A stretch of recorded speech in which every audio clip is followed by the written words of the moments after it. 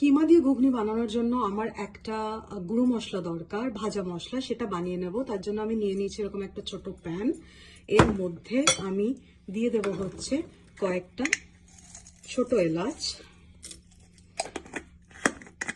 তারপরে আমি দিয়ে দিচ্ছি এক দুটো বড় এলাচ,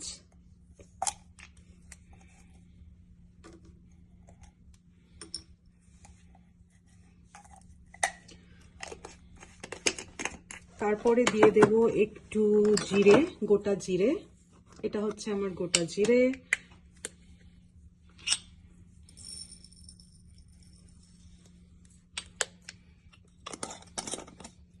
তারপরে দিয়ে দেব একটু গোটা ধনে, এটা হচ্ছে গোটা ধনে।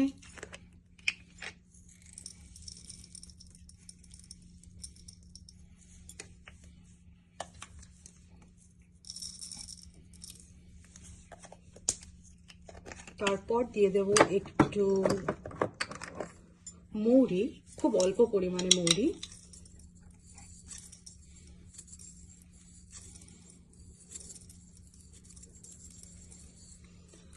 তার সাথে আমি দিয়ে দেব এখানে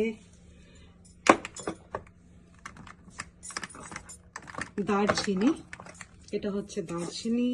দারচিনির মাত্রাটা একটু কম দিতে হবে, তো আমি একটুখানি দারচিনি দিয়ে দিচ্ছি এখানে।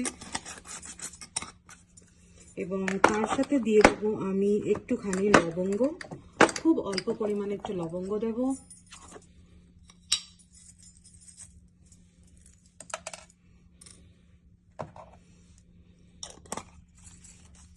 আর তার সাথে একটু শুকনো লঙ্কা, খুব কম শুকনো লঙ্কা, এটা যার যেরকম ঝাল পছন্দ, যে যেরকম প্রেফার করে সেরকম দিলেই হবে।